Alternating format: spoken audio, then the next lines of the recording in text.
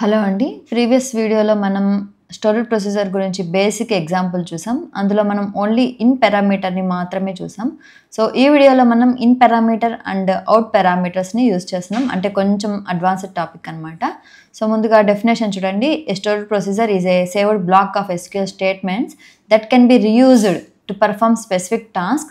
It can accept in parameters అంటే input values, return out parameters అంటే output values అనమాట or both. In this example, the storage procedure accepts input for department name and minimum salary and returns an output that holds the number of matching employees, optionally displays a message or a list of employees based on the condition అనమాట. So ఈ topic గురించి మీకు explain చేయడం కోసం ఇక్కడ నేను employees అనే టేబుల్ని create చేసి అందులో కొన్ని రోస్ని ఇన్సర్ట్ చేశాను. ఈ టేబుల్ క్రియేషన్ డేటాని నేను డిస్క్రిప్షన్లో ప్రొవైడ్ చేస్తాను, యూజ్ చేసుకొని ప్రాక్టీస్ చేయండి. సో మీకు ముందుగా అర్థం అవడం కోసం నేను ఇక్కడ స్టోరేజ్ ప్రొసీజర్ని ఆల్రెడీ క్రియేట్ చేస్తున్నాను. సో ఇక్కడ మనం స్టోరేజ్ ప్రొసీజర్ నేమ్ ఏమి ఇచ్చామంటే get employees by department and salary అని ఇచ్చాము. సో మనకి స్టోరేజ్ ప్రొసీజర్లో ఈ నేమ్ అనేది స్టోరేజ్ ప్రొసీజర్ నేమ్ అనేది సేవ్ అయి ఉంటుందన్నమాట. సో ఇక్కడ నుంచి స్టోరేజ్ ప్రొసీజర్ బిగిన్ అవుతుంది అండ్ ఇక్కడికి ఎండ్ అవుతుంది. దీంట్లో మనం ఎస్క్యూఎల్ స్టేట్మెంట్స్ ఇస్తామన్నమాట.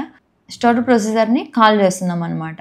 అండ్ మనం ఇందులో department name and minimum salary, minimum are అంతకంటే ఎక్కువ ఉన్న ఎంప్లాయీస్ మాత్రమే కౌంట్ చేయాలి కాబట్టి మినిమం శాలరీని పాస్ చేశాను. సో దీన్ని డిలీట్ చేసి మీకు ఫ్రమ్ స్క్రాచ్ నుంచి ఎక్స్ప్లెయిన్ చేస్తాను. సో ఫస్ట్ మనం డెలిమీటర్ని చేంజ్ చేసుకుందాం. సో MySQL కనుక యూజ్ చేస్తుంటే మనం డెలిమీటర్ని చేంజ్ చేయాలి. నేను స్లాష్గా ఇస్తున్నాను డెలిమీటర్ని. సో ఇప్పుడు మనం స్టోరేజ్ ప్రొసీజర్ని క్రియేట్ చేద్దాం. క్రియేట్ ప్రొసీజర్ నేమ్ వచ్చేసి get employee by department and salary అని ఇస్తాను. Okay, get employee by department and salary అని ఇచ్చాను. సో ఇందులో నేను పారెంథసిస్ లోపల ఇన్పుట్ అండ్ అవుట్పుట్ పారామీటర్స్ని ఇస్తున్నాను. ఓకే, సో ఇన్పుట్ పారామీటర్ ఇస్తున్నాను కాబట్టి ఇక్కడ నేను డిపార్ట్మెంట్ నేమ్ని పాస్ చేయాలి. సో నేను డిపార్ట్మెంట్ _నేమ్ అని ఇచ్చాను. సో డేటా టైప్ వచ్చేసి వర్కర్ ఆఫ్ 50 ఇస్తున్నాను. సో ఇంకో ఇన్పుట్ పారామీటర్ ఏంటంటే మినిమం శాలరీ ఇస్తున్నాను. సో ఇది కూడా ఇన్పుట్ పారామీటరే కాబట్టి యూజ్ చేసి మినిమం శాలరీ డెసిమల్ 10,2 ఇస్తున్నాను. ఓకే, సో నెక్స్ట్ మనం అవుట్పుట్ పారామీటర్ ఇవ్వాలి. సో నేను అవుట్ అని ఇస్తున్నాను. సో ఇక్కడ నేను ఎంప్లాయీ కౌంట్ని రిట్రీవ్ చేసుకొని ఆ వాల్యూని నేను ఎంప్లాయీ కౌంట్ అనే వేరియబుల్లో సేవ్ చేయాలి. సో ఎంప్లాయీ కౌంట్, దీని డేటా టైప్ ఏంటంటే ఇంట్ అనమాట. ఓకే, సో ఇప్పుడు మనం స్టోరేజ్ ప్రొసీజర్ని బిగిన్ చేస్తున్నాను. సో ఇప్పుడు మనం ఇచ్చే కండిషన్కి ఎంతమంది ఎంప్లాయీస్ మ్యాచ్ అయ్యారు అనేదానికి క్వెరీ రాస్తున్నాం అనమాట. So select count of star, దీన్ని నేను ఎంప్లాయీ కౌంట్ అనే వేరియబుల్లో సేవ్ చేయాలనుకుంటున్నాను. Employee count from table name వచ్చేసి ఎంప్లాయీస్. సో ఇక్కడ నేను కండిషన్లో where department is equals to, so మనం ఇచ్చే డిపార్ట్మెంట్ నేమ్ అనేది ఈ dept_name అనే వేరియబుల్లో స్టోర్ అవుతుంది అండ్ డిపార్ట్మెంట్ నేమ్ అనే వాల్యూలోకి పాస్ చేస్తుంది అనమాట. కండిషన్లో నేను అండ్ ఆపరేటర్ యూజ్ చేసి శాలరీ అనేది నాకు greater than or equals to నేను ఇచ్చే వాల్యూ అనమాట.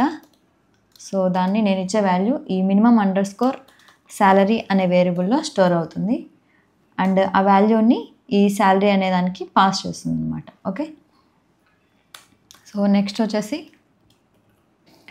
సో ఒకవేళ మనం ఇచ్చే కండిషన్లో ఏ ఎంప్లాయీస్ మ్యాచ్ అవ్వలేదనుకోండి, అంటే శాలరీ అనేది గ్రేటర్ దెన్ మినిమం శాలరీ అని ఇచ్చాము ఇక్కడ. ఒకవేళ మనం 30,000 ఇచ్చామనుకోండి, 30,000 కంటే అబోవ్ ఉన్న కౌంట్ రావాలి అనుకున్నాము. సో అంతకంటే ఎక్కువ ఉన్న వాళ్ళు ఎవరు లేరు అనుకోండి, మనకి ఒక మెసేజ్ని డిస్ప్లే చేయాలి. అంటే no employees found in the matching criteria అని ఏదో ఒక మెసేజ్ డిస్ప్లే చేయాలన్నమాట.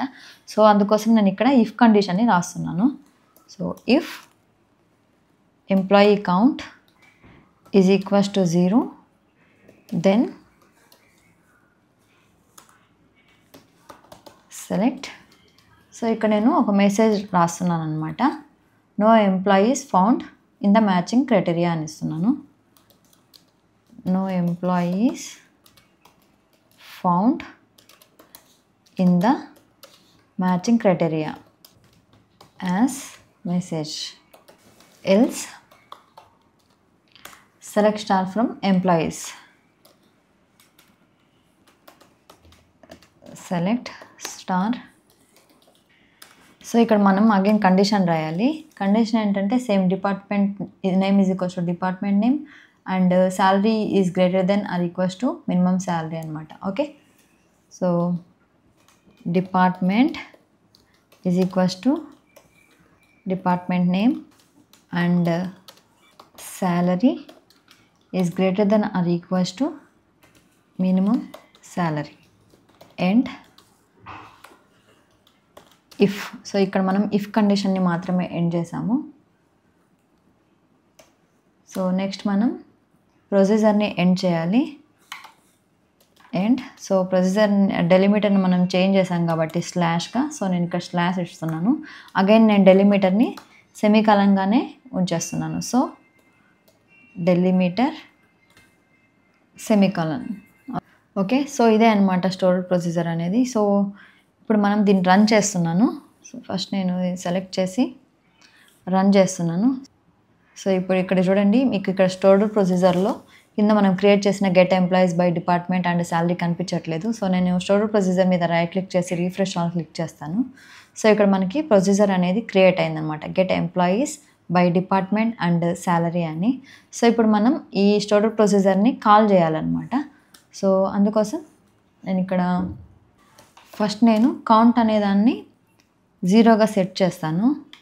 Set count is equals to 0. Okay, so ఇప్పుడు నేను స్టోర్డ్ ప్రొసీజర్ని కాల్ చేయాలి. సో కాల్ అనే కీవర్డ్ యూస్ చేసి మనం స్టోర్డ్ ప్రొసీజర్ నేమ్ ఇచ్చాం కదా, get employees by department name and salary అని. సో ఆ నేమ్ ఇచ్చాను అండ్ ఇందులో నేను ఏదో ఒక డిపార్ట్మెంట్ నేమ్ పాస్ చేస్తే అందులో నుంచి ఉన్న ఎంప్లాయీస్ కౌంట్ అనేది మనకు వస్తుంది అనమాట. సో కౌంట్ ఆఫ్ ఎంప్లాయీస్ని డిస్ప్లే చేయాలి అనుకుంటే ఇక్కడ నేను సెలెక్ట్ ఎట్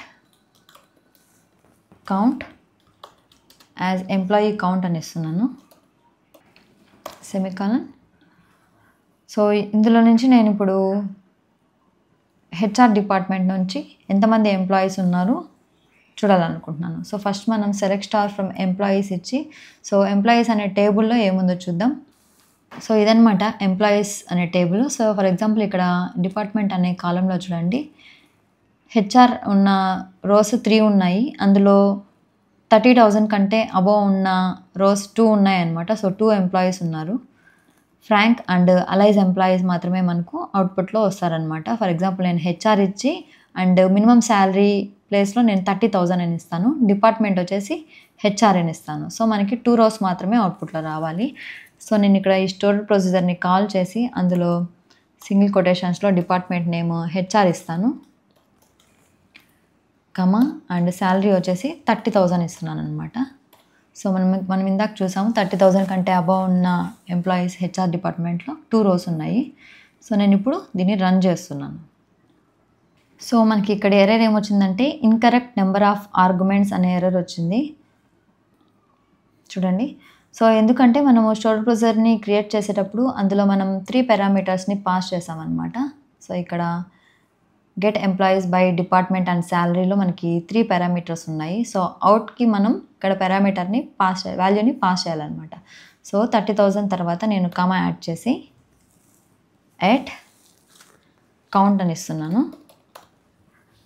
సో ఇప్పుడు అగైన్ నేను ఈ సెట్ ఆఫ్ స్టేట్మెంట్స్ని రన్ చేస్తున్నాను. సో ఇప్పుడు అవుట్పుట్లో చూడండి మనకి 2 అవుట్పుట్స్ వచ్చాయి. ఒకటేమో లిస్ట్ ఆఫ్ ఎంప్లాయీస్ వచ్చాయి, అంటే హెచ్ఆర్ డిపార్ట్మెంట్లో 30,000 కంటే అబవ్ ఉన్న ఎంప్లాయీస్ ఓన్లీ 2 ఉన్నాయి అండ్ వాళ్ళ డీటెయిల్స్ అంతా వచ్చాయి. అండ్ ఇంకో రిజల్ట్లో మనకి ఓన్లీ 2 అంటే దీన్ని కౌంట్ చేసిందనమాట, నెంబర్ ఆఫ్ ఎంప్లాయీస్ ఎవరైతే హెచ్ఆర్ డిపార్ట్మెంట్లో 30,000 కంటే అబవ్ ఉన్నారో వాళ్ళని కౌంట్ చేసి ఈ రిజల్ట్లో ఇచ్చిందనమాట. స్టోర్ ప్రొసీజర్ అనేది చాలా సింపుల్ కాన్సెప్ట్, మీరు కూడా ప్రాక్టీస్ చేయండి, ఈజీగా అర్థమవుతుంది. అలాగే ఈ వీడియో కానీ మీకు నచ్చినట్లయితే తప్పకుండా లైక్ చేసి అలాగే ఛానల్ని సబ్స్క్రైబ్ చేయండి. Thanks for watching.